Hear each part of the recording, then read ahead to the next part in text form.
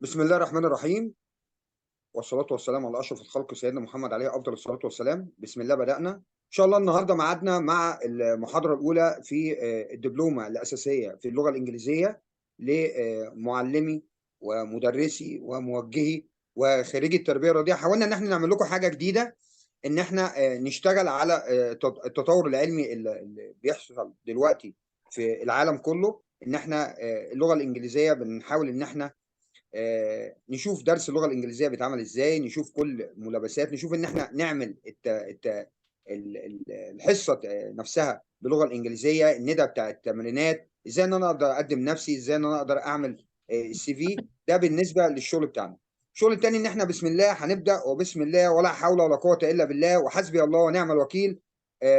كلنا بنساند كل اخواتنا في غزه، كلنا بنساند كل اخواتنا في فلسطين، وما فيش اي حاجه بايدينا ان احنا نعملها الا ان احنا ندعي لهم، وان احنا مترابطين كدول عربيه مع بعض وراء قياداتنا السياسيه. اقدر اقول لكم ان احنا من خلال شغلنا وكل واحد في مجاله يقدر ان هو يوجه رساله، اللي يقدر يوجه بالدعاء، واحنا كاكاديميه واحنا كمدربين واحنا كموجودين في المنظومه الرياضيه نقدر ان احنا نطور نفسنا، ونقدر ان احنا نثبت للعالم كله قد ايه المدرب العربي، المدرب العربي على درايه كبيره جدا بالعلوم، وقد ايه ان احنا متقدمين، وقد ايه ان احنا نقدر نتعب خلال الفتره الجايه ونبدا ندرس ونشتغل على نفسنا على اساس نوجه للعالم كله رساله ان الانسان المسلم والانسان العربي انسان مثقف، وانسان قادر ان هو يغير، وقادر ان هو يغير في العالم كله. وان هو بحكم التاريخ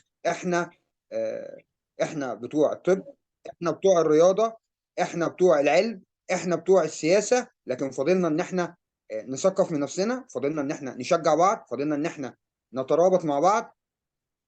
كان لازم ان احنا نعمل الحداد على اللي بيحصل، وكان لازم ان احنا نبدا نستمر، ما نضعفش، ويبقى عندنا طموح ان احنا نكمل دوراتنا، نبدا ان احنا نثقف نفسنا. نرجع تاني ونقول كل الدعم، كل الدعم، كل الدعم المعنوي والمادي، كل الدعم مننا كلنا لاخواتنا الفلسطينيين، وكل الدعم لفلسطين العربيه الحره من دولة مصر ومن كل الدول العربية. أنا بقول لكم إن إحنا كشعب، كمدربين، كقيادة، كلنا ورا الشعب الفلسطيني. إن شاء الله ينصرنا ربنا على المحتل الغاشم، إن شاء الله عن قريب يكون نصر كبير.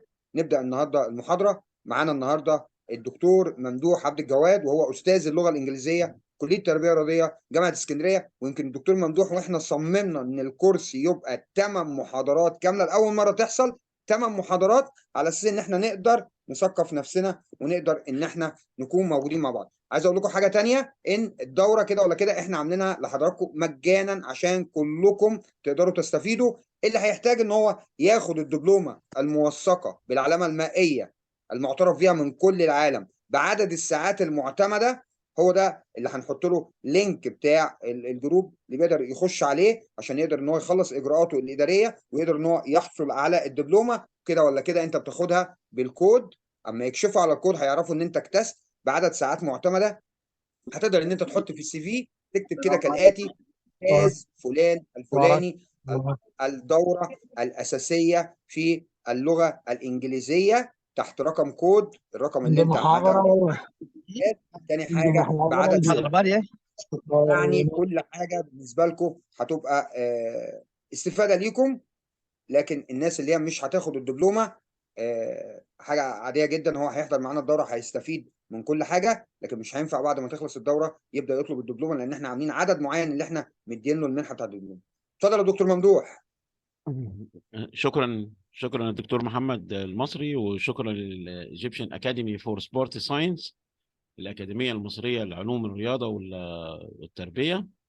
ونبدأ مع حضراتكم. أتشرف بأن أنا أدرس لحضرتك كورس من إحدى الكورسات اللي أنا درستها قبل كده. درست تيتشنج سبورتس 5 مرات 5 تايمز. الصوت واصل كده يا شباب؟ كله تمام كده؟ واصل يا دكتور. تمام. تمام يا دكتور.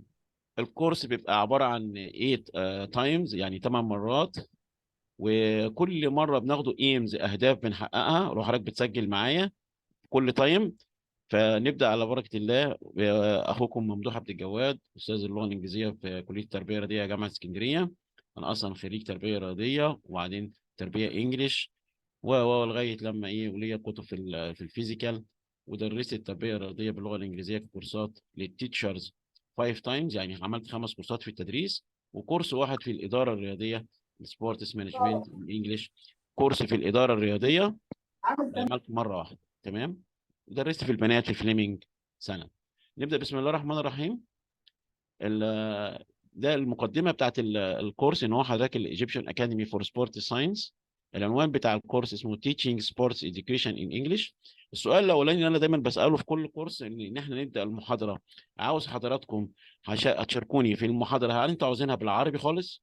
هل انتوا عاوزينها بالانجلش خالص؟ هل انتوا عاوزينها بالانجلش وبعدين نترجم بالعربي؟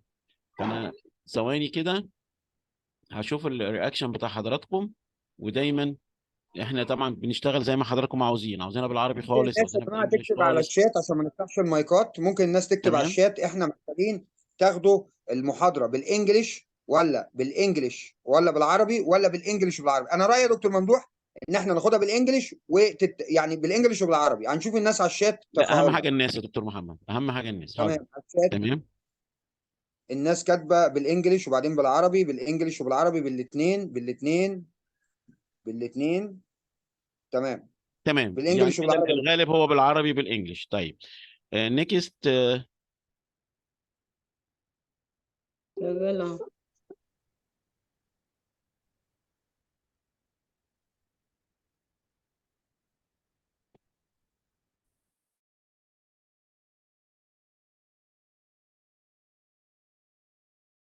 تمام يا دكتور، احنا سامعين حضرتك. تمام.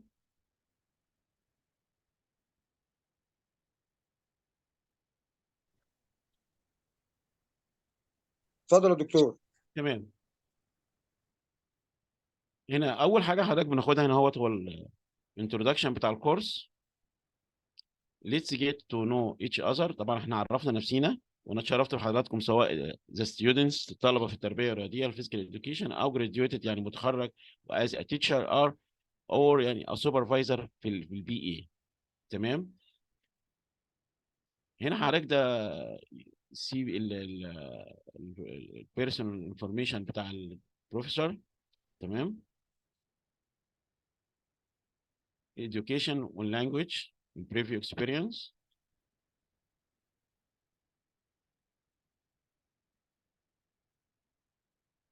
الكورس انترودكشن هو مقدمه الكورس عباره عن ايه حضرتك؟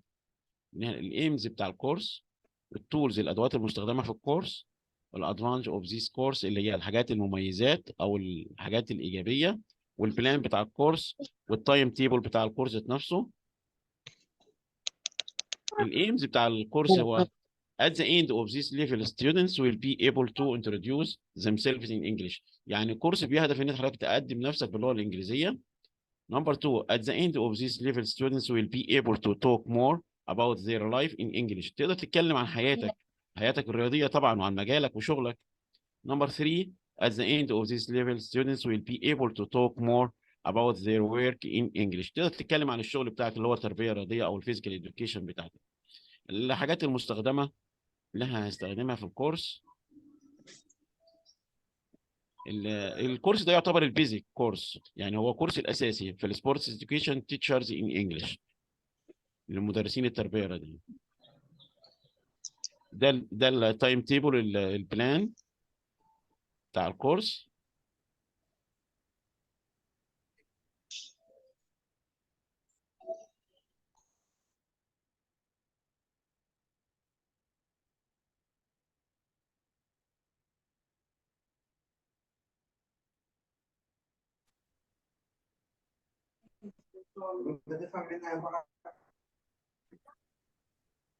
اول عنوان حضرتك بناخده هو some definitions in physical education.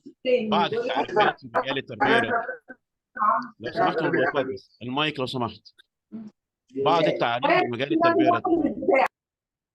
الفيرست education definitions is physical education. ايه هي التربيه الرياضيه؟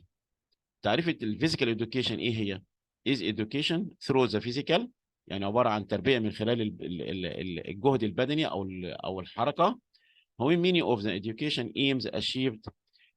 وخلال ده بيحصل التنميه دي من خلال 4 جوانب: الهيلثي الجانب الصحي، السوسايتي الجانب الاجتماعي، والسيكولوجي الجانب النفسي، والكلتشر الجانب الايه الثقافي. يعني ان التربيه الرياضيه بتحقق اهدافها في ال4 اتجاهات دولت من خلال البرامج والانشطه بتاعتها.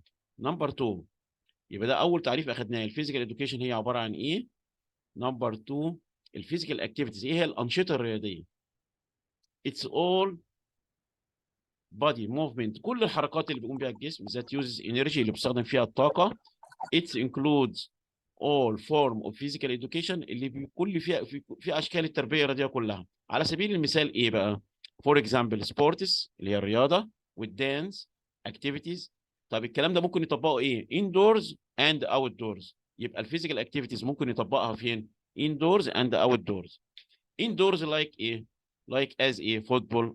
outdoors like activities travel walking اللي هو المشي، cycling اللي هو ركوب الدراجات العجل، والرول بليدنج، والهاوس ويرك اند جاردنج عمليه التنظيف بتاع الجاردنج. تمام، تعتبر من الفيزيكال اكتيفيتيز. طيب نمبر 3 في التعريفات اللي احنا ممكن نعرفها هنا هو السكول سبورتس، هي الرياضه المدرسيه. خلي بالك من التعريف ده حضرتك ان هو ايه؟ it's learning out of the school hours. يبقى الرياضه المدرسيه تبقى خارج ساعات العمل، يعني يوم الدراسي بتاع حضرتك انت خلصته the structure learning that put in the school out. وحضرتك بتعمل برنامج بعد ما الولاد يخلصوا بيقعدوا معاك بعد اليوم الدراسي ما ينتهي، وبتعمل برنامج بتطبق فيه حاجه اللي اسمها السكول سبورتس. ده بالنسبه للايه؟ لل3 تعريفات المهمين جدا. يبقى خدنا تعريف الفيزيكال اديوكيشن اللي هي التربيه الرياضيه، نمبر 2 الفيزيكال اكتيفيتي اللي هي الانشطه الرياضيه، نمبر 3 سكول سبورتس اللي هي الرياضه المدرسيه.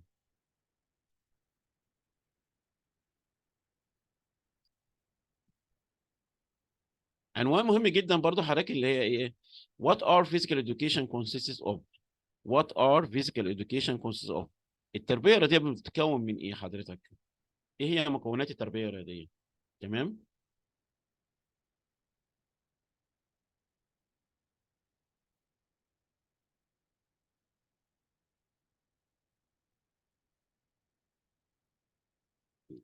البي اي consists of البول هاندنج اللي هو الحاجات اللي بتلعب بالايد، الكوره اللي بتلعب بالايد، البول هاندنج زي الهاند بول زي الفولي بول. تمام؟ اثلت يعني ايه؟ اللي هي العاب القوه. اكوت اللي هي الالعاب المائيه، وتخش بقى السباحه وكره الماء، ووتر بول. جيمناستيك اللي هو الجمباز طبعا. سبورت سكيل المهارات الرياضيه. سبورتس اديوكيشن اللي هي التربيه الرياضيه نفسها. تمام؟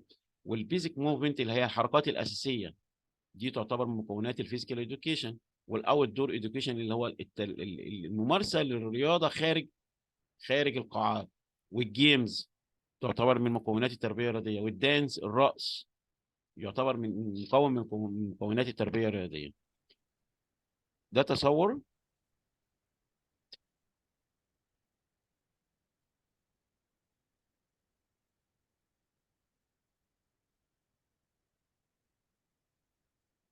another topic or another title، يعني عنوان تاني: the aims of physical education. ايه هي اهداف التربيه الرياضيه؟ طبعا انا بفكر حضراتكم، بس احنا معانا ممكن some students معانا بعض الطلبه اللي بيدرسوا معانا، ممكن حضرتك تكون خريج جراتويتد قديم او الكلام ده، بنفكر حضرتك بس مش اكتر. الايمز بتاعت الفيزيكال اديوكيشن تنقسم لجزئين رئيسيين. ان ذا باست زمان كان الايمز بتاعت الفيزيكال اديوكيشن ايه؟ طبعا احنا عارفين ان الايمز بتاعت الفيزيكال اديوكيشن كانت محدوده.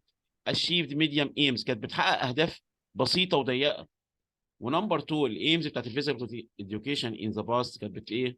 اشيفد فيزيكال اكتيفيتيز، بتحقق انشطه او ايه؟ انشطه رياضيه بسيطه جدا، كانت بتعتمد على المنظر بتاع البادي، والجسم يبقى عاطي كده بروزات وبتاع من ده. هو ده كان الهدف بتاع التربيه الرياضيه ايه؟ ان ذا باست. طيب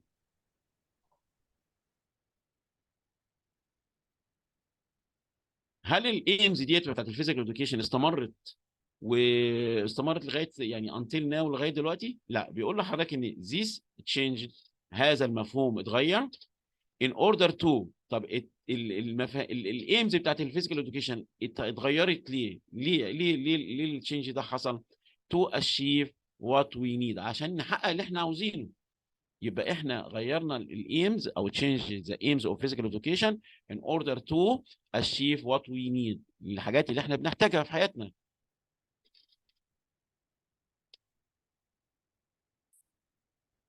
طيب وصلنا لناو دلوقتي. ناو يعني الان.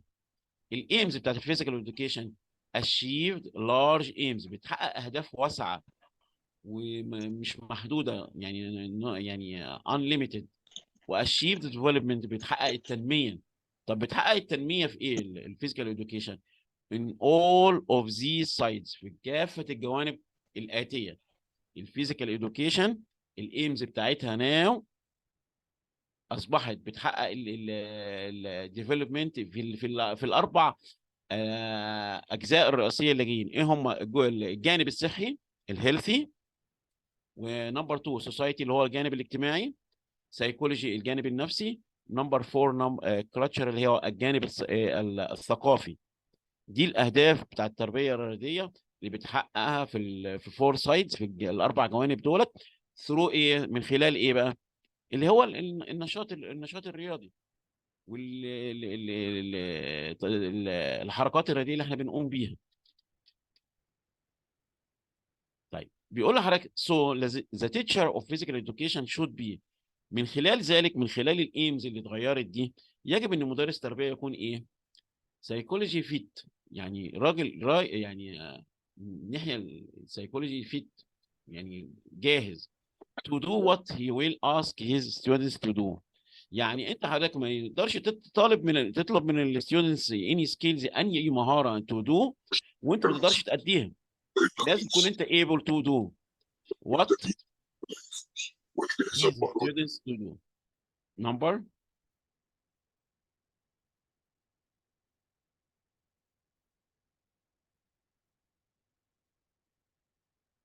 التيتشر بتاع for physical education should be development of the scientific, physical and maintenance development equity social and moral.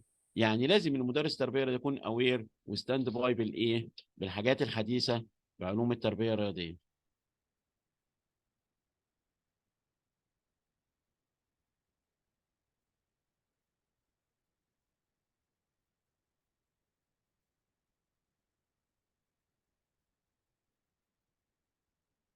تصور اخر برضه بيسال حضرتك وات از ذا بي اي كونسيست اوف، التربيه الرياضيه بتتكون من ايه؟ ادي تصور اهو عاملينه بالباوربوينت عشان حضرتك برضه ايه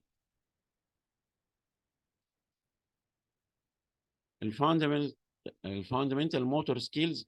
قسمت الفيزيكال اديوكيشن لايه؟ للبول هاندنج، والاثليتكس لالعاب القوه، والاكواتس اللي هي الالعاب المائيه، الجيمناستيك اللي هو الجمباز، والسبورت سكيلز اللي هي الرياضات الرياضيه، والسبورتس اديوكيشن اللي هو التربيه الرياضيه ذات نفسها، والبيزك موفمنت، والاوت دورز اديوكيشن، والجيمز. دي كلها مكونات تربيه رياضيه. عنوان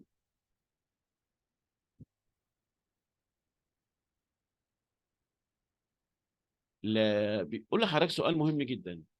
نظرا للتغير بتاع الايمز بتاعت الفيزيكال اديوكيشن، لازم يكون التيتشرز بتاع الفيزيكال اديوكيشن نمبر 1 هيلبفول فور نيتشر ديفلوبمنت، لازم يكون بيساعد على التنميه الطبيعيه، ويكون عنده البادي شارم، يعني عنده الجسم الساحر، الجسم المتناسق، والبوتس ذا سيلف كونفيدنس، يعني يكون عنده ثقه بالنفس. سترونج اند هيلثي بادي، عنده جسم قوي وجسم صحي. ديفلوبمنت اوف ديسبلين، عنده ينظم نفسه، ازاي ينظم الوقت بتاعه.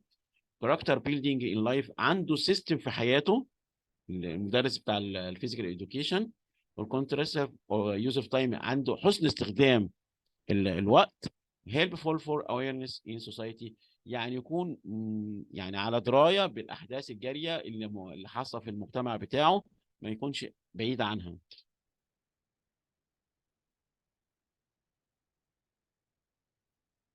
من الأسئلة برضو اللي ممكن حضرتك، أو العناوين أو التعريف اللي حضرتك ممكن تقابلك، هي الفور elements of fitness اللي هي العناصر الاربعه بتاعت اللياقه: الايروبيك فيتنس، تمام، والماسكولار فيتنس، والفلكسبيليتي فيتنس، والستابيليتي اند بالانس فيتنس. دول الفور elements of ايه فيتنس، الاربع عناصر من اللياقه الايه البدنيه، تمام.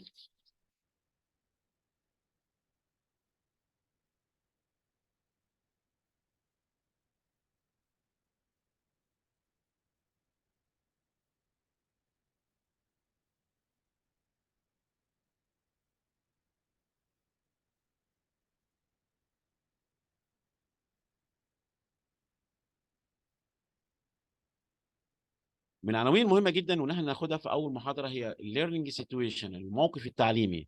الليرنينج سيتويشن، بفكر حضراتكم بان الموقف التعليمي بيكون ما بين التيتشر والستودنت، التيتشر والستودنت، وبين التيتشر وبين الستودنت في مين؟ الكونتنت اللي هو المحتوى.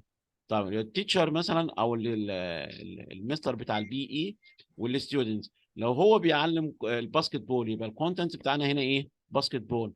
لو في درس سباحه هيبقى الكونتنت المحتوى بتاعنا هو ايه؟ السويمنج، اللي اسمه السويمنج اللي هو الدرس بتاع السباحه. لو بدرسه فوتبول هيبقى المحتوى بتاعه ايه؟ الفوتبول. لابد بقول لحضرتك ان في الليرنينج سيتويشن يتحقق الثلاث عناصر دول: التيتشر والستودنت والكونتنت. طيب توفر التيتشر وتوفر الستودنت وتوفر الكونتنت المحتوى، هل ده كفيل ان يكون في ليرنينج سيتويشن؟ لا، بيقول لحضرتك لازم يكون في انتر اكشن، يكون في تفاعل ما بين التيتشر وما بين الستودنت، وفي طبعا المحتوى اللي هو بيتم تدريسه او بيتم تعلمه. طيب من خلال الليرنينج سيتويشن ده حضرتك لازم نتطرق هنا لدور دور التيتشر رول. دور المدرس ايه في الليرنينج سيتويشن؟ نمبر 1 بيقول لحضرتك ان الموقف التعليمي ده بيعتبر من الطرق التعليميه اللي هي تراديشنال، الطرق التعليميه التقليديه اللي هي depends on the teacher only. يعني it neglected the students. Everything comes as a comment from the teacher, and the students just apply or just do without asking anything about what the teacher asked him to do. فبيقول لحضرتك ان التيتشرز رول هنا، دور المدرس في الليرنينج سيتويشن في التراديشنال ابروش دي، في اللي هي طريقه التدريس التقليديه اللي هي كانت زمان، اللي هي الطريقه القديمه. بتقول ان هي it depends on the teacher، بتعتمد على التيتشرز كليا. يعني التيتشرز هو اللي بيعمل بريبير للليسون، بيجهز الدرس، وبريبير ذا تولز، بيجهز الادوات المستخدمه من بولز، من اني تولز هيستخدمها في الليسون.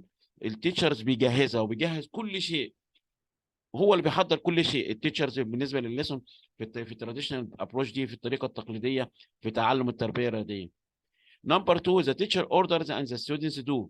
التيتشر بيدي الاوامر للستودنتس والستودنت جاست دو بس، without asking، ما بيسالش ليه ولا اشمعنى ديت ولا كده ولا كده كده، زي اللي هي التعليمات اللي هي بياخدها في التمرينات اللي بيأديها في طابور الصباح. It's suitable for the teacher who has a less experience. الطريقه التقليديه في التعلم دي اللي هي التراديشنال ابروشز دي بتناسب المدرسين اللي هم قليل الخبره. ليه بقى؟ حضرتك بتدي اوردر والستودنتس بينفذ وشكرا. ما عندي الطالب ما عندوش خبره ازاي يناقشك، وما عندوش فرصه ان هو يناقشك في التمرين، يناقشك في المهاره اللي انت عطاها له. فبتناسب التيتشرز اللي هم يعني عندهم ايه؟ ليس في الاكسبيرينس، يعني عندهم قليل في الخبره.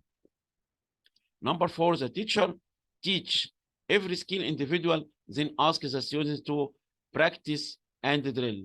الطريقه التقليديه ديت في الموقف التعليمي او التراديشنال ابروش ديت، التيتشرز ما يقدرش يدي مهارتين مع بعض، لا بيدي مهاره، تمام، زي الباس مثلا، تمام، في كره القدم في الفوتبول، تمام، وبعدين ask the student to practice ان هم يأدوا المهاره اي anyway بقى، يعني في الجيمناستيك، في الهاند بول، في السويمنج، تمام. يبقى سكيل باي سكيل، مهاره بمهاره. the teachers ask the student to do then ask them to repeat it، وبيسألهم ان هم يكرروا المهارة and then concluding with a game، وبعد كده بيعمل جيم وبيركز على الايه؟ على السكيلز ديت. نمبر 5 teacher does a heavy effort. هنا في نمبر 5 كل المجهود واقع على مين؟ على التيتشرز. من ايه؟ من اعداد للدرس، واعداد للملعب، واعداد للتولز، الادوات والتحضير وكل شيء، وخطوات التعليم هو اللي بيعملها، وما بيعتمدش على الستودنتس في اي حاجه خالص. نمبر 6، teacher does the model of the skill. هنا بقى التيتشرز بيقوم باداء النموذج للمهاره. طيب نفرض بقى ان انت حضرتك مثلا مش قادر تأدي المهاره مثلا في الجيمناستيك او في السويمنج، تمام؟ لو انت عندك عندك اكسلنت بالنسبه للستودنتس، بتخلي الطالب بتاعك ده يأدي النموذج بتاع المهاره.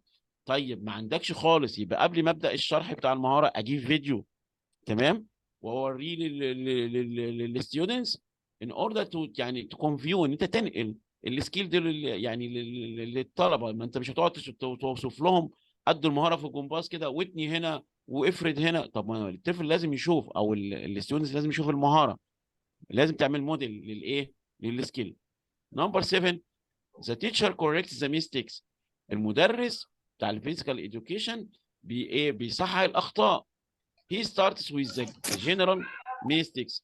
بيصحح الاخطاء العامه. يعني لو حضرتك بتدي مهاره مثلا في الجيمناستيك، في الجمباز، او في الفوتبول، او اني واي في الهاندبول، تمام، ولقيت خطا، الخطا ده متكرر عند كتير جدا من الولاد، ابدا بانك تصحح الخطا الاكثر انتشارا عشان تقلل الاخطاء وتقلل عدد الطلبه او اللعيبه اللي هم بيأدوا المهاره ديت وبيخطئوا فيها. مره على مره النمبرز بتاع الميستيكس هيقل، والستودنتس ميبي يعني ان هم يأدوها excellent. Number 8، he helps the students to do what he asked them to do only. في الطريقه التراديشنال ديت بتاعت التعلم ديت، اللي الولاد بيطبقوا what the teacher asked them to do only. ما فيش حاجه لا تزود للطالب اللي عنده فرصه ان هو يزود حاجه، ولا يبتكر من عنده، ولا يضيف اي حاجه، ولا يتكلم، ولا يناقش. هو just يعني ايه؟ apply، او just ايه؟ do what the teacher asked him to do only. Number 9، he helps. التيتشر بيساعد الستودنتس او الطلبه ان هم يعملوا تو دو ذا سكيلز. سبورت، بيشجع، طبعا لازم يكون حضرتك ايجابي مهما كان الليفل بتاع الستودنتس. يو جاست سبورت ذيم، يعني لازم تشجعهم. جود، اكسلنت، تراي اجين، حاول تاني، جود، يو كان دو ات. كل ديت اكسبريشن ممكن انت حضرتك تستخدمها في الليرنينج سيتويشن، في ان انت تعمل سبورت ايجابي، تمام. اند موتيفيت، يعني موتيفيت ان هو يشجع الايه؟ الستودنتس. ده كده حضرتك كان التيتشرز رول، كان دور المدرس فين؟ في الليرنينج سيتويشن، في الموقف التعليمي. كان دور المدرس ايه؟ تمام. لو جينا النمبر 2 اللي هو ذا ستودنتس رول، دور الستودنتس بقى هنا ايه؟ الستودنتس depends on the teacher. التلاميذ بيعتمدوا على المدرس التربيه الرياضيه بس. هو يقول order and then هم they apply، they do what they order to do. يعني ايه اللي امر بيه التيتشرز هم بينفذوه، تمام. نمبر 2، students do only what the teacher asks them to do. ما بيزودوش اي حاجه، يلتزموا حرفيا باللي التيتشرز قالوا في المهاره او تعلم المهاره. بيقول لحضرتك بقى ان this approach، هذه الطريقه في التعلم، neglects، بتهمل the individual difference، بتهمل الفروق الفرديه. ليه؟ لان حضرتك بتعامل التلاميذ كلهم يعني سيم ليفل في الليرنينج، ان هو يعني ذو مستوى تعلم واحد. وطبعا في ناس ادفانس في الليفل، وفي ناس لو، في ناس ميدل في الليفل، فلازم انت تدي يعني بتدي تفرقه بالنسبه للانديفيدوال ديفرنس اللي هي الفروق الفرديه، لان كده الطفل او المتعلم بيطفش وما بيبقاش ان هو بيلاقي اللي هو عاوزه. the ability، ان الابروشز ديت بتعمل اهمال للانديفيدوال ديفرنس، الفروق الفرديه، والابيليتي اللي هي القدره. لو انت عندك لعيب دولي مثلا، او لعيب ادفانس ليفل في كره القدم، او في السويمنج، او في الجيمناستيك، هل معقول ده هيمشي نفس الخطوات التعليميه بتاع التلميذ اللي هو المبتدئ؟ لا. وبعدين this approach، هذه الطريقه من التعلم، نجلتس، بتهمل ايه؟ interested and their needs. بتهمل اهتمامات التلاميذ. لا، انا ماليش دعوه باهتمامات التلاميذ، انا اللي انا شايفه انا اللي بحطه في البرنامج في الليسون بلان. ما فيش حد بيخطط حاجه، انا اللي بخطط كل شيء، والتلاميذ هم بس هم بينفذوا بس. and their needs. ما يهمنيش هم محتاجين ايه الستودنتس، انا اللي بصمم البرنامج، وانا اللي بعمل كل حاجه، وانا كل شيء في الموقف التعليمي اللي هو السيتويشن ليرنينج ده. والسيتويشن ليرنينج دوت ممكن يكون في الشكل التراديشنال ابروشز اللي هو في الشكل التقليدي في التعلم، وممكن يكون في الموديل ابروشز في الموقف الحديث، وده هنشوفه في مكان تاني او في محاضره تانيه.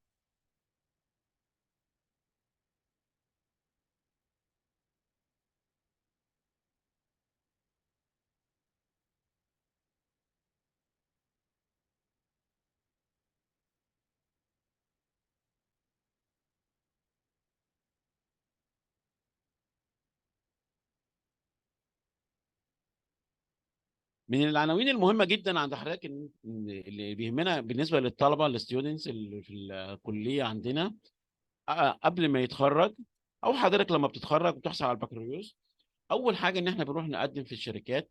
فطبعا بيهمنا ان احنا نعمل حاجه اسمها ايه، introduce myself. انا how to write your CV، ازاي انت تكتب السي في بتاع حضرتك. تمام. فطبعا من الحاجات اللي احنا بنبدا نهتم بيها ان احنا نبدا نعلم الستودنتس الطلبه او يعني النيو جراديوتس اللي هو الناس اللي لسه متخرجين دلوقتي حديثا. تمام. ان هاو تو رايت يور سي في. فدي سام كويشنز انا بحاول ان انا اغذي حضرتك بيها، ان انت السي في بتاعك السي في بتاع حضرتك بيحتوي على النيم بتاع حضرتك. نمبر 2، وين اند وير يو بورن، فين امتى وفين انت اتولدت، لازم يكون موجود في السي في بتاع حضرتك. ممكن تكلمني عن هاو ماني براذرز، الاخوات بتاعتك او sisters do you have اللي عندك. what are their ages، الاعمار السنيه بتاعتهم. in what other place have you lived beside here، انت عشت في اماكن تانية غير المكان اللي انت ذكرته في الاول. what are your favorite activities، ايه هي الهوايات او الانشطه المحببه بالنسبه لحضرتك، والهوبس اللي هي الهوايات، والسبورتس اللي هي الرياضات. وبتقول واي عشان بتفرق، بتقول السبب ايه. لو انت قلت بتحب الفوتبول، طب بتحب الفوتبول. لو انت قلت بتحب السبورتس ليه. لو انت بتحب الريدنج، يبقى الريدنج ليه. what is the best place you are ever lived in or visited، ايه هو احسن مكان انت عشت فيه او انت زرته. بليز اكسبلين، انت بتشرح الحاجات ديت، وانا سايب لحضرتك some questions ممكن حضرتك تطلع عليها. تمام. وتحاول ان انت تقراها وتترجمها، وتحاول ان انت تكون فورم بالنسبه للسي في بتاع حضرتك.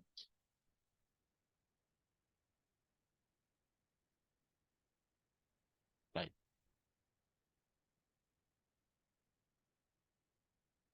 جبت لحضرتك نموذج من السي في، موديل للسي في يعني. وانا يعني ان شاء الله اكيد السي في بتاع حضراتكم اقوى من السي في بتاعي.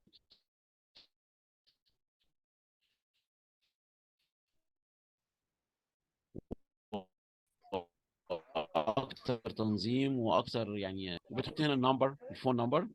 تمام. وهنا الايميل بتاع حضرتك، والعنوان الادريس بتاعك، واللانجوج اللغات بتاعتك. بتقول ان العربي اللي هو المذر تانج. الانجليش ما تقولش اكسلنت في الانجليش او يعني لا طبعا احنا مش نيتيف سبيكر، احنا الانجليش سكند لانجوج، قول فيري جود احسن. وده كان توصيه من الاساتذه في كليه التربيه جامعه اسكندريه قسم اللغه الانجليزيه، ان انت يعني انت هتقول اكسلنت، طيب هتدخل نفسك في متاهات كلمه اكسلنت دي، وهتبقى اوفر قوي. ايه الكمبيوتر السكيلز اللي هي المهارات بالنسبه لمجال الكمبيوتر. حضرتك بتعرف الميكروسوفت اوفيس وبروجرام، الوورد والاكسل والباور بوينت والويندوز. الانترنت سيرشنج اللي هو البحث عن طريق الانترنت. والتايبنج سكيل اللي هي مهارات الكتابه.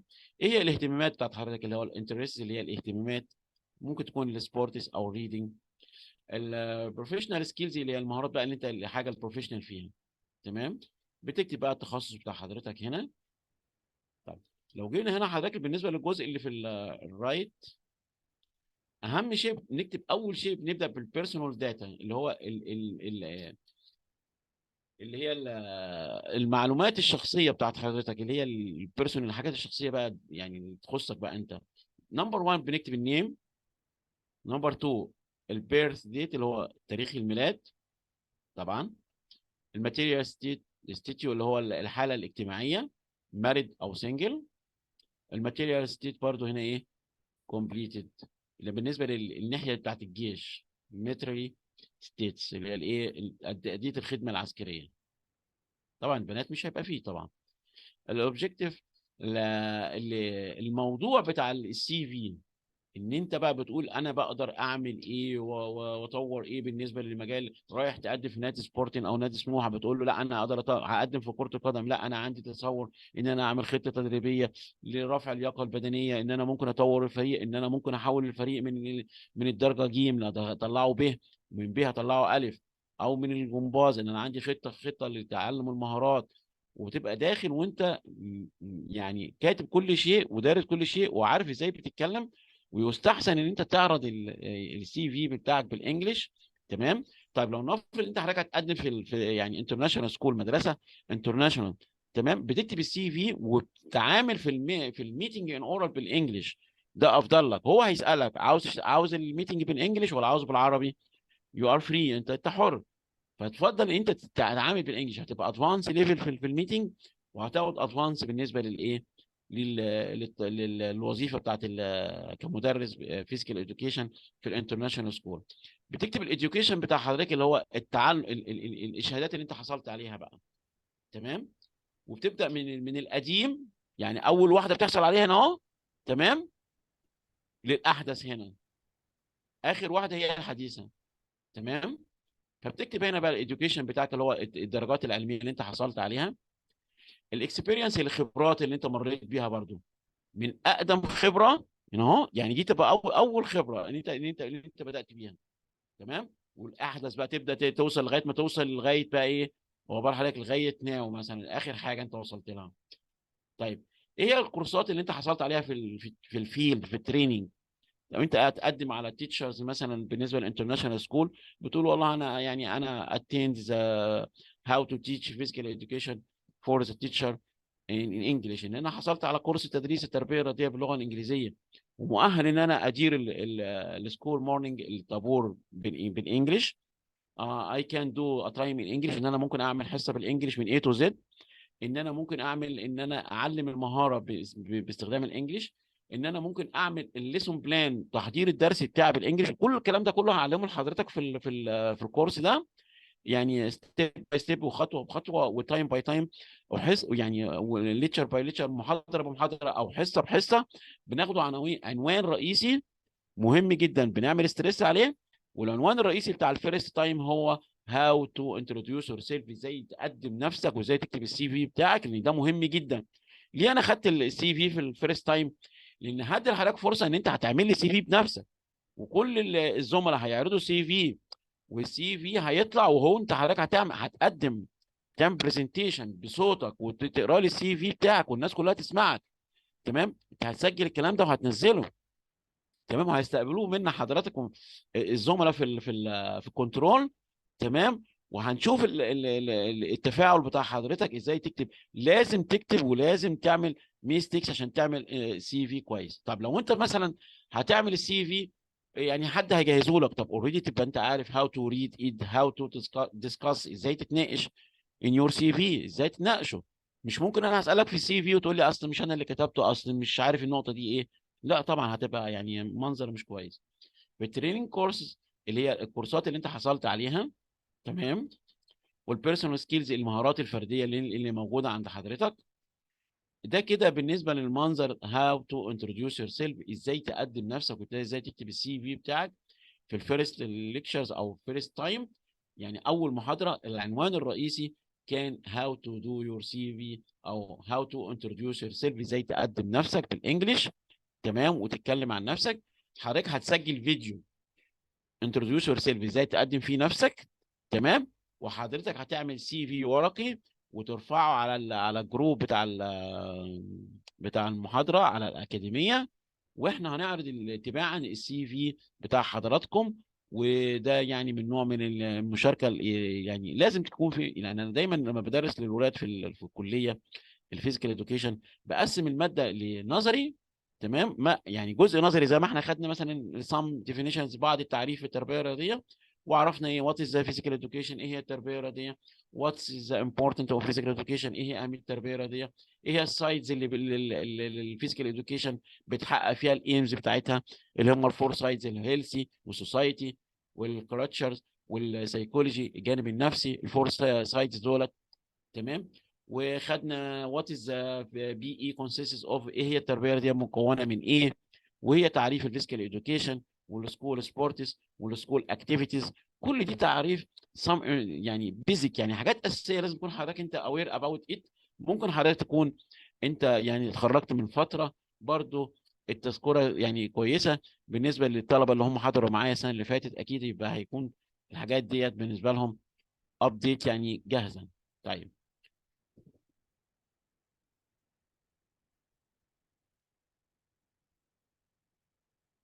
حضراتكم هتشوفوا دلوقتي اللي قدام حضراتكم دولت نماذج موديل من الستودنتس اللي هم الجريد 3 او الفرقه الثالثه في كليه التربيه الرياضيه في ابو قير. تمام. وانا اعطيت لهم فرصه ان هم يتعلموا برضو ان هم هاو تو انتروديوس ذيم سيلفز، ازاي يقدموا انفسهم. وده سام اكتيفيتيز، يعني بعض الاعمال اللي قاموا بيها السام ستودنتس، حاجات بسيطه برضو بناخدها كموديل او كنموذج. ونسمع محمد.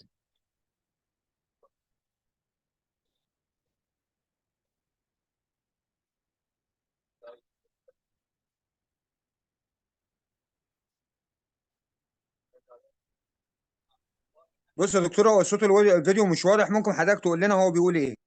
تمام.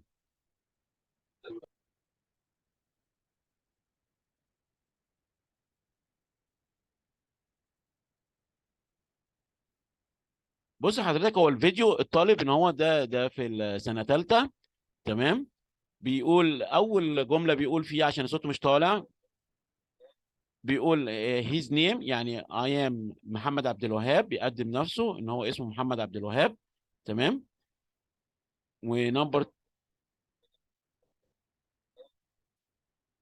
بيقول ان انا I am students in the Alex University في جامعه اسكندريه، Faculty of Sports، كليه التربيه البدنيه for boys in ابو قير. بيقدم نفسه، بيقول الايدج بتاعه اللي هو العمر بتاعه 20 years old.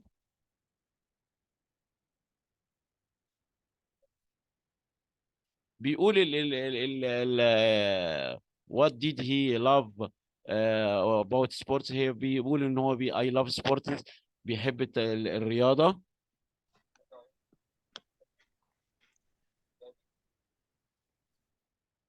وبيقول ان هو I love diving، بيحب اللي هو بيحب رياضة الغوص.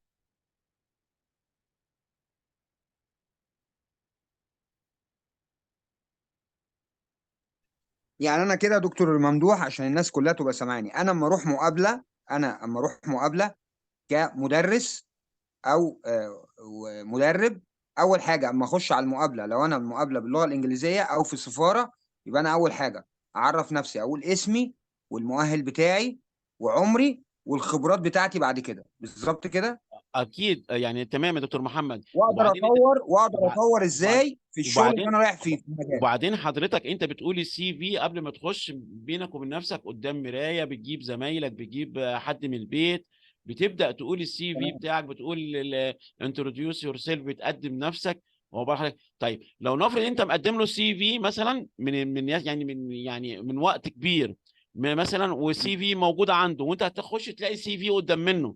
تمام. تمام. فاوريدي هو خد وقت لان هو يقرا السي في بتاعك، فهو عارف مثلا ايه البيرسونال انفورميشن بتاعتك، الاسم والديت اوف تمام. بيرث اللي هو تاريخ الميلاد. يبقى انت هتعدي الكلام ده كله خالص، هتعديه وتخش على الجزء المهم.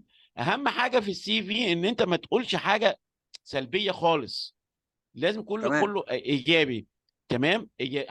حاجات ما تقولش اي سلبيه. ممكن تقول ان انت هارد وركر، يعني الراجل بتتحمل الشغل اللي تحت الشغل الصعب. ممكن تقول ان انت بص يا دكتور مفتوح، اقول لحضرتك، انا بقول لحضرتك ليه كده؟ انا بتكلم كده وكل اخواتي موجودين. انا واحد من الناس اهو خريج تربيه رياضيه والحمد لله. انا انجليزي ثانويه عامه. اما يعني احنا كلنا بنتعلم من حضرتك. انا انجليزي ثانويه عامه ازاي؟ حضرتك تحط لنا بقى نقط بعد كده ان انا اوريدي اول ما اخش على سفاره اخش على مقابله، انا هكر الكلام ده بالبلدي كده ولا بالمصري، هقول ايه وانا قاعد، اللي هي النقط اللي انا اقولها اللي هي الاساسيه اللي تخلي اللي قاعد يقدر يعرف ان انا قدمت نفسي. اولا حضرتك قلت لي اول حاجه بعرف باسمي، وبعد كده هرجع خريج تاني يا ايه. دكتور محمد، هرجع تاني يا دكتور محمد. ما بنقول بتكلمش على السي في كده، طب بتكلم على اللي بس هو طب وانا اديني داخل. فرصه يا دكتور محمد، انا اديني فرصه. اتفضل. يعني انا دلوقتي النموذج اهو السي في بتاعي انا، تمام. لو انا رايح اقدم في مدرسه انترناشونال والاوريدي السي في موجود عند الاتش ار او السوبرفايزر اللي هيمتحني، فهو اكيد قرا عمل ريدنج للسي في، تمام. مش كويس. هتقعد تقول له بقى تبدا من النيم والبيرث اوف دي والماتيريال والكلام، انت بتخش على الموضوع على طول بقى، بتبدا تخش مثلا انا اخش education. اول ما اخش عليهم كده اخش اقرا على طول، ما اعرفش نفسي. ما انت اوريدي هو خد السي في بتاعك وعرف اسمك، ما تكررش بقى وتضيع وقت الناس، وهو هيبقى يفهم ان انت اوريدي هو عارف اوير اباوت يور نيم، اسمك ايه، تمام. لان تمام. هو خد السي في من فتره، لكن لو انت مقدم له السي في قبل ما تقعد بلحظه، هو ما لحقش يعرف عنك اي حاجه، فهتبدا من الاول خالص. دي اول بس شيء. انا من خبرتي اللي هو اهم حاجه النقطه بتاعت ان انا لو رايح مدرب في نادي او رايح في مدرسه، هو بيسالني سؤال اللي هو ازاي انت تقدر تطور لي المنظومه التعليميه، لا طب او ازاي انت تقدر خلي تطور لي، خلينا فانا ك... خلينا بساله. خلينا اكمل يا دكتور اتفضل. محمد. اهم حاجه اتفضل. ان حضرتك ما تتكلمش في اي حاجه ويكنس بوينت، نقاط ضعف عندك، تتكلم في السترونجست بوينت اللي هي الحاجات نقاط القوه، تمام. ان انت ممكن اهم شيء what can you add what can you add what can you add، يعني ايه اللي ممكن تضيفه. I can do، انا ممكن اعمل لك البلس. ايه هو البلس اللي انت هتضيفه للمؤسسه دي، سواء سكول او سواء كلاب نادي او تيم. ظهر حاجه. انا لما بخش على اي حد بقول له والله انا عندي بلس كذا، انا ممكن ان انا ممكن ان انا اعمل خطه بلان للتدريب في التريننج، واطور الفريق من A to B او من B C، يبقى انت عندك حاجه ادفانس داخل بيه عليها على المكان. هنا انت بتقول انا موجود، انا يعني انا هضيف. ده هو يهمه في الحته دي. تاني شيء، ما تقولش اي حاجه ويكنس بوينت نقاط الضعف، تقول كل حاجه ايجابيه، تمام. ما تسالش على السالري الفلوس اللي يعني هاخد كام، تمام. طيب السؤال لو هو سالك، هو بقول لحضرتك ليه انت what did you left your job in سموحه كلاب، ليه انت سبت وظيفتك في نادي سموحه؟ what did you left الاهلي انترناشونال سكول، ليه انت سبت مدرسه الاهلي الانترناشونال؟ يعني هتقول ان هو ان انت يعني I hope to work with your school، انا بتمنى ان انا اشتغل مع المدرسه بتاع حضرتك، لان I can do my best I can do my effort more، ان انا ممكن ابذل مجهود اكتر. انا شايف ان المكان دوت advanced level بالنسبه لي، challenge my ability، ان هو بيتحدى قدراتي، وان انا I can do more يعني with you، ان انا ممكن اشتغل معاكم وهضيف ليكم للتيم ويرك، تمام. فكل شيء الصفات الشخصيه، وان انت ما تسالش على السالري الراتب. طب لو هو سالك هنا what do you think about the salary for the month، انت يعني تعتقد انت تاخد كام في الشهر، او انت تطلب كام؟ يعني انت بقى يعني تكون ذوق معاه، تقول له as you like، يعني انت زي ما انت شايف، يعني ما تشرطش عليه، سيبها له اوبن، تمام. برضو حضرتك الاهم شيء ان انت what did you do، انت هتعمل ايه، what did you will do in this school or club، يعني مدرسه انترناشونال انت اللي هتضيفه. فعشان كده احنا بنعمل التاهيل ده، لان انت مش هتلاقي ناس مقدمه في الفيزيكال اديوكيشن معاها ان هاو تو تيتش فيزيكال ان انجلش، ازاي تدرس. يعني انت حضرتك دلوقتي لو خدت الكورس دوت وخدت الشهاده دي، ممكن تخش على المدرسه البريطانيه، ممكن تخش على المدرسه الامريكيه، وانت يعني على ارض صلبه، لان انت تقدر توقف الطابور. هاو تو دو يور سكول مورنينج اسامبلي، ازاي تعمل الطابور الصبح بالانجلش، وتديره من اي تو زد. وهعلمها حضرتك في الكورس ده ان انت ممكن تعمل تايم من اول ما تطلع كلاس، وتاخد الستودنتس تو ذا بلاي جراوند، للملعب، ازاي هاو تو دو ا تايم ان انجلش، ازاي تعمل وقت او حصه تدريبيه بالانجلش من اي تو زد. طيب افتر يو فينيش يور ترين هاو تو، يعني ان انت تودي الستودنتس تاني تو ذا كلاس تاني، وتقعدهم في الديسكات بتاعتهم للنكست تايم، للحصه اللي بعديها، وازاي انت هتتصرف، تمام. لو انت وراك حصه نظري زي الماس مثلا ولا الساينس، هتبقى انت شغلك في التايم ان ايه مع الاولاد هيختلف، ولا انت مثلا اللاست تايم الحصه بتاعتك بتاعت البي اي دي اخر حصه اللاست تايم، والولاد بعد ما يخلصوا الحصه دي هيروحوا على البيت، يبقى الشغل هنا هيختلف.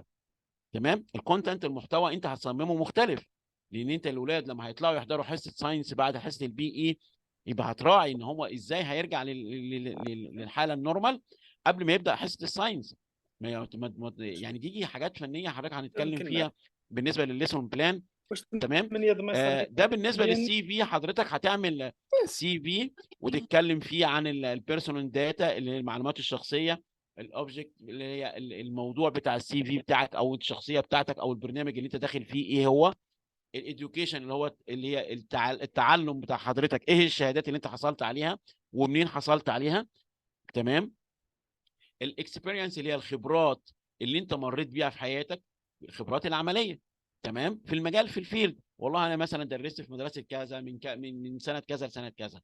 انا دربت في نادي اي ترين مع اهلي كلاب فوتبول تيم فور 20 years، الفريق ال 20 سنه في النادي الاهلي فروم من كذا لكذا. طبعا حضرتك خلي بالك ان كل ما انت كل كلمه بتكتبها في السي في معاك الحاجه الماتيريالز اللي انت بتثبت فيها الكلام دوت متوثق، عشان هو لو سالك وقال لك طب فين ده، يبقى حضرتك قاعد معاك صوره من الفايل بتاع حضرتك، بتحط ايدك في الملف تقول له اتفضل دوت الايه السيرتيفيكيت الشهاده او الورقه اللي بتثبت الكلام بتاعي، وتكون مرتب ورقك قبل ما تخش بالترتيب وعارف كل السي في بتاعك. وان انت هو هيسالك انت كان يو دو ميتنج ان انجلش اور عربيك. فطبعا انت داخل مدرسه انترناشونال، لما تقول له طبعا ميتنج بالعربي يبقى انت اوت، لكن لما تقول له بالانجلش يبقى خلاص هيبدا يتعامل معاك بقى. نقدم في المدرسه البريطانيه، نقدم في المدرسه الامريكيه، وما شاء الله في مدارس الانترناشونال فاتحه كتير وبتعمل اعلانات كتير، ويبقى الراتب السالري بتاعها عالي جدا. وانا يعني انا خرجت ولاد والولاد اتاهلوا وبيشتغلوا وبيتصلوا بيا ويقولوا لي يا دكتور احنا دلوقتي كذا، طب نعمل ايه كذا، نعمل ايه كذا. كنا شغالين بالانجلش وما شاء الله. يعني دلوقتي وبداوا خلاص ينطلقوا وممكن يطلعوا انترناشونال في الامارات، يطلعوا انترناشونال في السعوديه. لازم تحط ايدك في الفيزيكال اديوكيشن بالانجلش. التدريس باللغه العربيه يكاد يكون خلاص شكرا محل. هنا بالنسبه للسي في بتاع، وكلمنا في السي في كويس، وحضرتك هتعمل سي في وشفنا الطلبه. هنا هو برضو انا جايب لحضرتك هنا هو نموذج تاني، وهشوف الصوت هنا هو. هنا فيديو برضو للستودنتس جريد 3 اللي هو الفرقه الثالثه السنه اللي فاتت. فالطالب هنا هو عمل سي في، وهو عمل لي فيديو ورفعه على الواتس. تمام. فبيقول هنا هو هالو ماي نيم زياد السيد حامد، بيقول اسمه. تمام. بيقول الايدج بتاعه، العمر بتاعه I am 21 years old، بيقول الايدج بتاعه.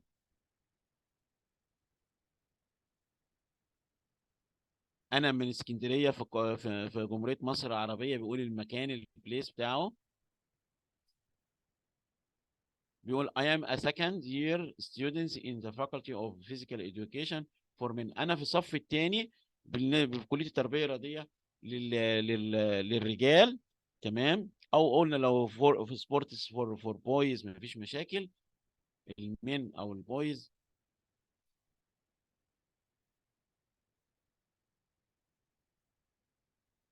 هو بيقول بقى الهوبس بتاعه او الهوايات بتاعته I like playing video games، وبيحب الواتشنج موفز، بيحب يتفرج على الافلام and playing sports، وبيحب يلعب الرياضه.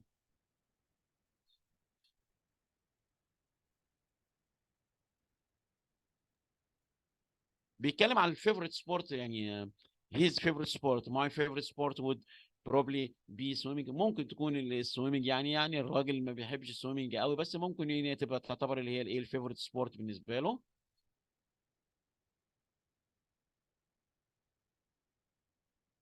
هو بيقول بقى بيتمنى هنا بيقول ايه and I hope to be a good swimming coach، ان انا اكون مدرب سباحه كويس after I finish ايه كوليج، ان انا لما اخلص الدراسه بتاعتي. تمام.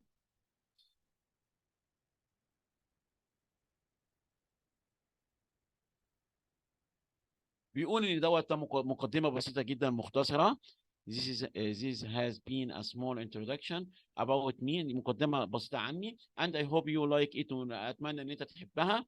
Goodbye. مع السلامة. بيختم الإيه؟ الفيديو بتاعه. اللي احنا شفناه ده حضرتك ده طلبة في سنة تانية في كلية التربية الرياضية في أبو قير عندنا. لأن الطلبة في الأندر دول في الجريد 2 أو جريد 3 اللي هو في ساعات الجريد أور بيتعلموا فرصه كبيره جدا ان هم ياخدوا الفيزيكال اديوكيشن ان انجلش. تمام. وامتحانهم بيبقى قوي وامتحان بالانجلش، والامتحان بيبقى يعني مش اقول لحضرتك يعني ادفانس ليفل بالنسبه للفيزيكال. بس ده ما بيجيش الا من خلال التدريب خلال السنه والمحاضرات اللي بيحضروها كلها والاكتيفيتيز الانشطه اللي بيعملوها. كل يعني بننزل عليهم يعني مش اقل من 10 to 50 اكتيفيتيز، من 10 ل 15 نشاط في الترم الواحد، وبحطه لهم على البورد من اول فيرست تايم. الجانب النظري ايه هو والجانب العملي ايه هو، ولازم بيسلم الاكتيفيتي بتاعه دوت يعني تايم باي تايم، حصه بحصه وقت بحصه، بحيث ان هو يبدا الطالب على ما يخلص الترم معايا يكون ان هو aware about how to teach physical in English، ازاي يدرس التربيه الرياضيه باللغه الانجليزيه، وازاي وكل الفيديوهات اللي حضرتك بتتفرج عليها واللي حضرتك بتتفرج عليها في الكورس ده بتنزل عندنا في كليه التربيه الرياضيه في ابو قير في المدرج في المحاضرات بالنسبه للاندر اللي هم الاولاد اللي هم في سنه ثانيه او ثالثه في الجريد اور. حضرتك بقى في النهايه خالص انا جايب لحضرتك فيديو للصم فوكاب، بعض الكلمات في مجال التربيه الرياضيه. حضرتك الصوت مش طالع يا دكتور محمد ولا مش طالع في الفيديو؟ اما يشتغل الفيديو كده اشتغل. تمام. لا مش طالع، حضرتك تقول لنا بقى. تمام. هنا يعني الفيديو انت هنا هو انا كل محاضره بجيب لحضرتك صم فوكاب بعض الكلمات فين في مجال السبورتس ان انجلش، في مجال الرياضه او التربيه الرياضيه، بحيث ان احنا نحاول نفكر بعضينا مش اكتر. هنا الانجليش فوكابري اللي هي الكلمات بالنسبه للغه الانجليزيه سواء امريكان او بريتش. تمام. العنوان هنا بيقول ان سبورتس ان انجلش، الرياضه باللغه الانجليزيه. نمبر 1 اي سايكل. اي سايكل اللي هو ايه؟ ركوب الدراجه او ركوب الدراجات، ده يعتبر من السبورتس. اي سايكل. اي سايكل. نمبر 2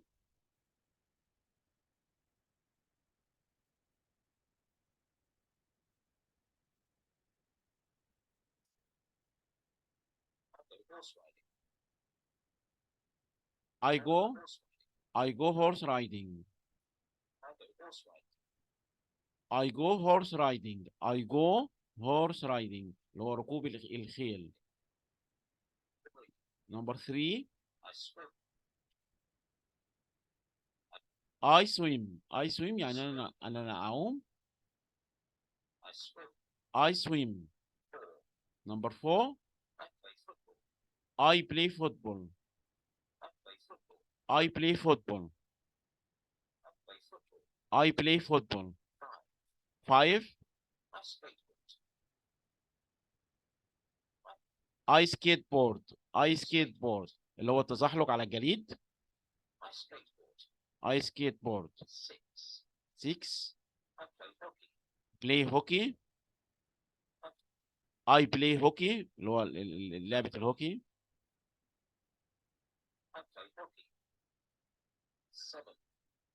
نمبر 7 I play table tennis. I play table tennis. I play table tennis.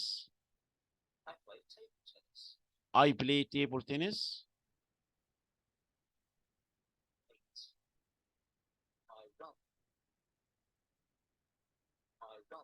I run. I run. I run. Number 9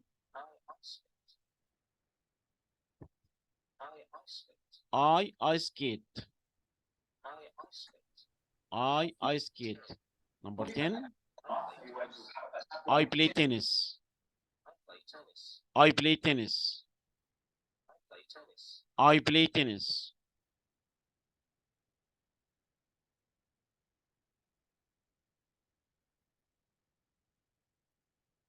بكده حضراتكم يكون احنا حققنا الهدف بتاع الفيرست تايم اللي هو الاول محاضره.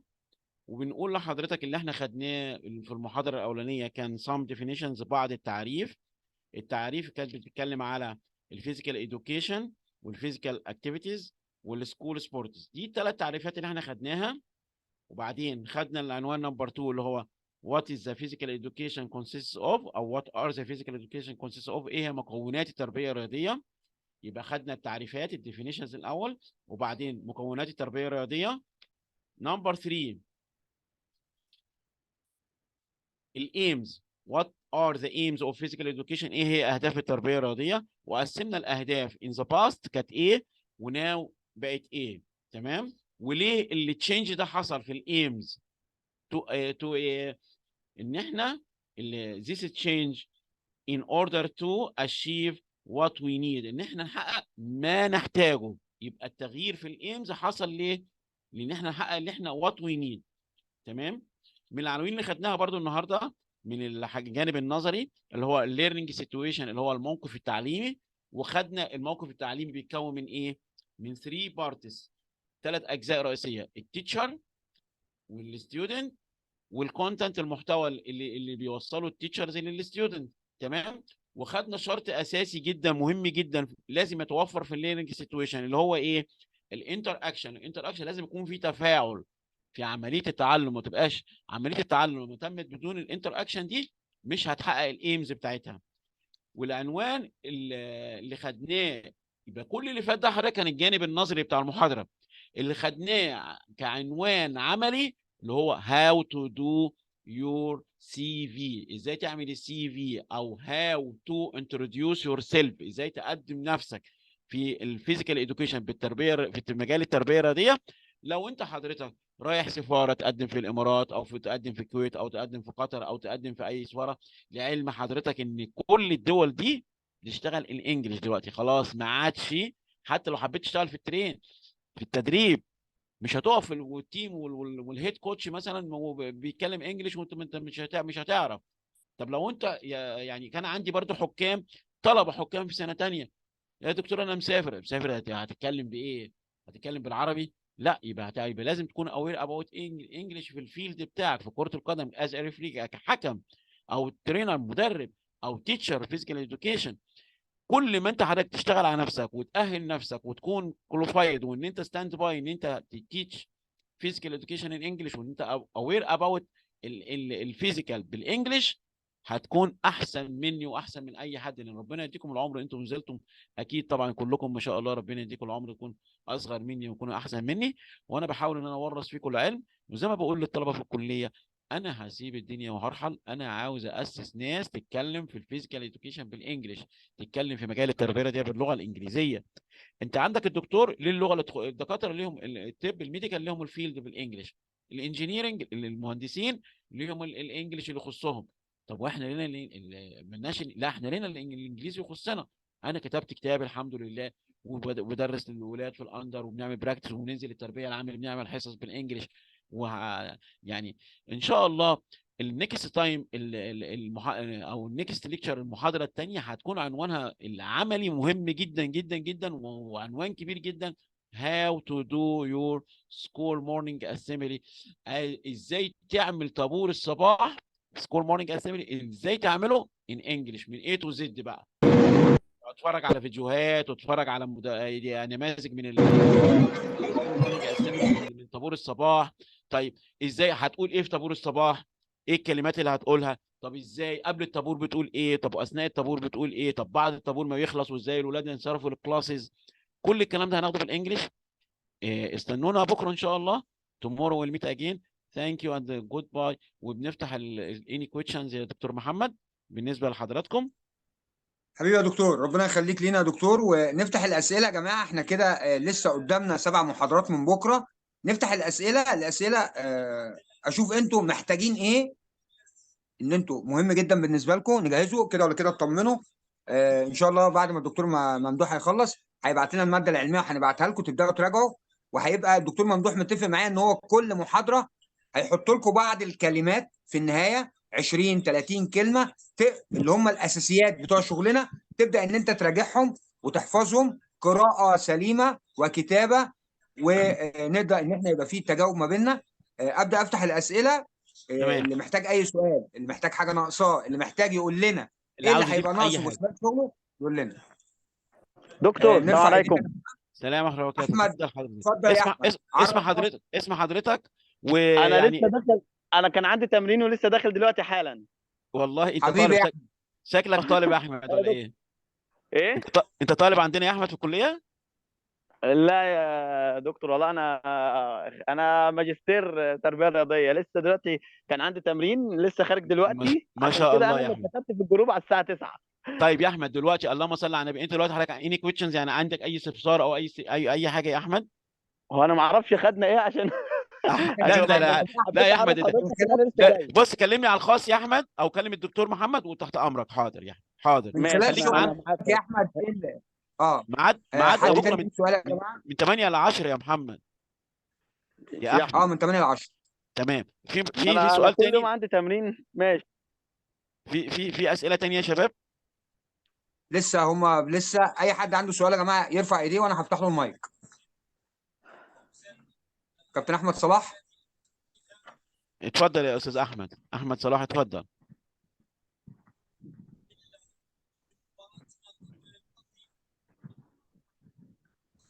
اي حد عنده اسئله يا جماعه؟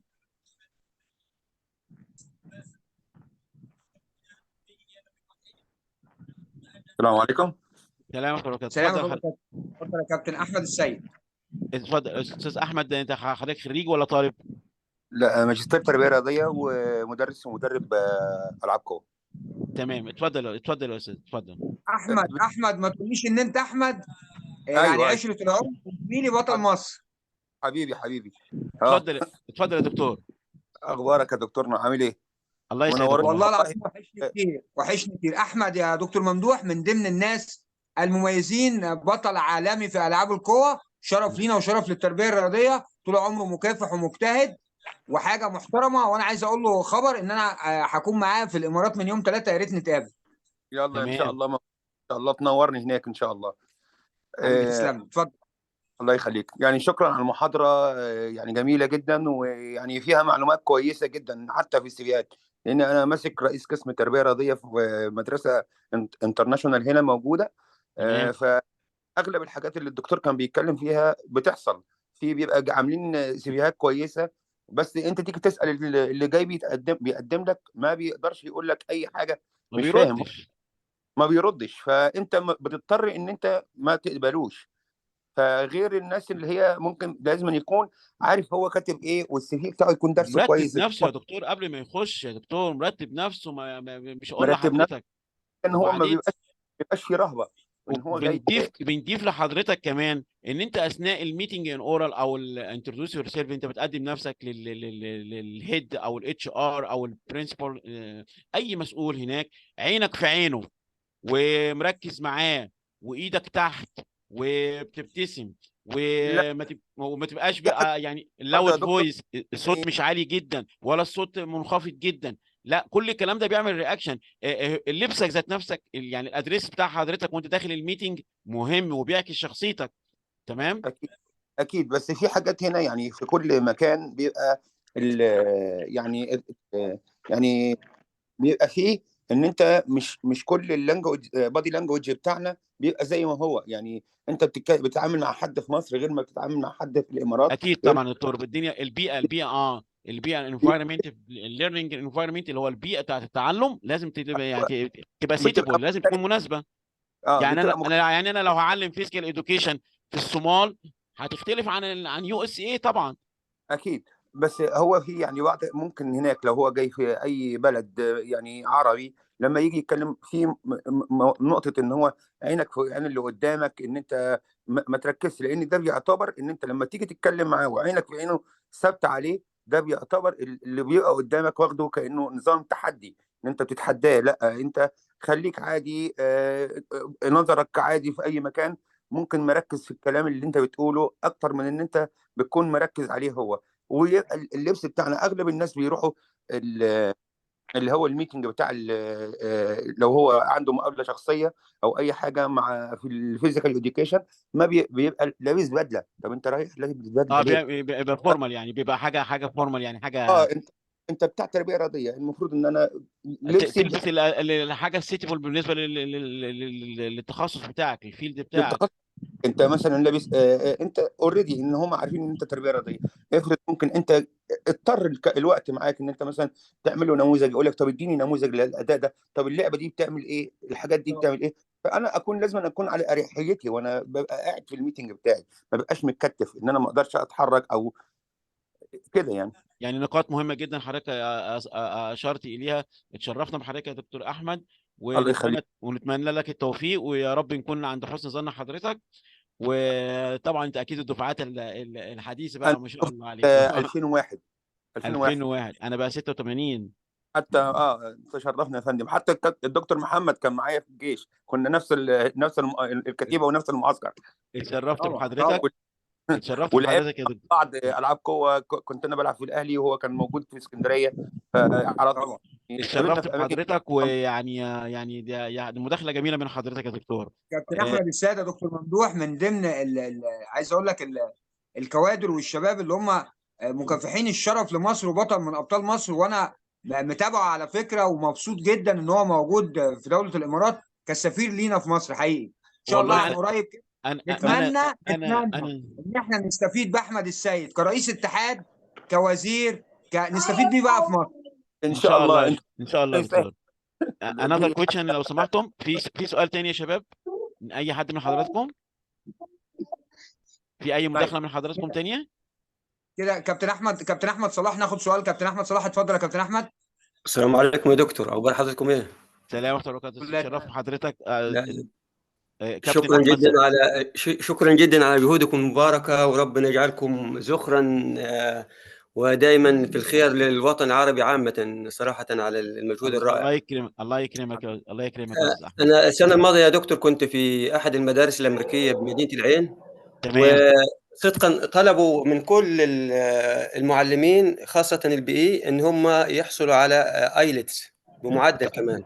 اتفرج بقى، شفت بقى ازاي ادي لك الكلام اللي احنا بنقوله. وللعلم حضرتك يا دكتور اجباري، مش اختياري، واللي اجباري. مش هيجيب مش هيكمل اوت. كنا لسه وعندنا بنتكلم في الموضوع ده يا كابتن احمد مع الدكتور ممدوح واحنا بنجهز للموضوع ده. طبعا كابتن احمد عايز اقول لحضرتك كابتن ممدوح هو يعتبر من احد المناديب الكبار والمسؤولين عن شغلنا في الامارات، انت يعني بقول عارف على يا الهوا. انت عارف يا دكتور احمد، مع احترامي لحضرتك، اتفضل. انا درست في جامعه في بريطانيا اسمها نوتنج هيل كوليدج، نعم. ودرست في جامعه اسمها كامبريدج برضو، حاجه اسمها تي كي تي بالنسبه للانجليش، وخدت جنرال انجلش كورسز، وخدت 3 ليفلز في كونفرزيشن، ما شاء الله. والفت كتاب في الفيزيكال. تمام. ما شاء ان الله. لازم الانسان يتعب، لازم اكيد تجتهد، طبعا يا لازم. دكتور. وبعدين بدات ان انا افيد الولاد في الاندر، وافيد الادفانس ليفل زي حضرتك ما اللي شاء الله. متخرج.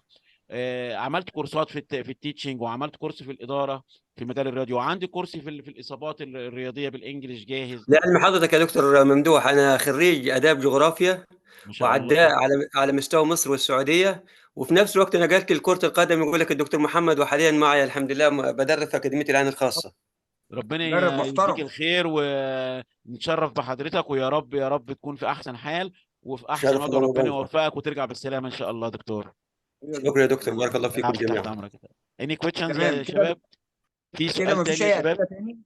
لا دكتور ممدوح كده تمام. و تمام. ان شاء الله بكره ميعادنا مع السكور مورنينج اسمبلي، طابور الصباح. ثانك يو اند جود باي، جود لك. فينيش دكتور استنى محمد. حضرتك يا دكتور ممدوح، الماده العلميه تبعتها لي وانا ابعتها للشباب. ابعتها لحضرتك على الواتس. حاضر. حبيبي حاضر يا تسلم دكتور. لي. في النهايه يا فينيش. جماعه انا بشكركم على حسن الاستماع، وهرجع واقول لكم تاني تثقيف المدرب العربي، واحنا موجودين مع بعض وكلنا بنتشرف ببعض وكلنا بنتثقف. ما ننساش ندعي كلنا دعواتنا لكل اخواتنا الفلسطينيين وكل الدعم ليهم، وان شاء الله ربنا ينصرهم على النكبه اللي هم فيها. احنا كل واحد من خلال عمله من خلال شغله احنا بنقدر، اللي فينا بيدعي ليهم، اللي فينا بيقدر بقى يعمل حاجه كويسه، يقدر ان هو يثقف نفسه في مجال شغله في اي دوله عربيه. احنا ما بندخلش في اي حاجه، لكن ابدا ابقى متميز وابدا اوصل رساله للغرب ولكل الدول ان المدرب العربي والمدرس العربي قوي في فكره وقوي بمجهوده وعنده طموح، وان احنا قادرين ان احنا نغير من دولنا العربيه، ان احنا نبقى متقدمين اكتر من الدول الغربيه بعلمنا وبتثقيفنا وبالتصفح بتاعنا في كل جديد. ولازم نفسنا احنا بنحاول في الاكاديميه نشوف كل فتره ايه اللي محتاجه سوق العمل ونشتغل عليه. في النهايه انا بشكركم ونزلت لكم الرابط بتاع الجروب اللي محتاج الدبلومه، وانا بالنسبه لي اللي محتاج الدبلومات وهو موجود في الامارات، انا موجود في الامارات ان شاء الله من يوم 3، فهجيب لكم الدبلومات واسلمها لكم بنفسي هناك، لان انا كده ولا كده في زياره هيبقى عندي مجموعه محاضرات وزياره للمدارس هناك، لان انا لازم اروح للناس ونشوف الشغل الجديد ونستفيد منهم وهم يستفادوا من اللي عندنا، ونشوف كل الناس اللي شغاله من الدول العربيه ناقصهم ايه ونقدر ندولهم. في النهايه اشكركم. في النهايه برضك ما ننساش ندعي كلنا لنصر الشعب الفلسطيني. والسلام عليكم ورحمه الله وبركاته. وعليكم السلام ورحمة الله وبركاته يا دكتور.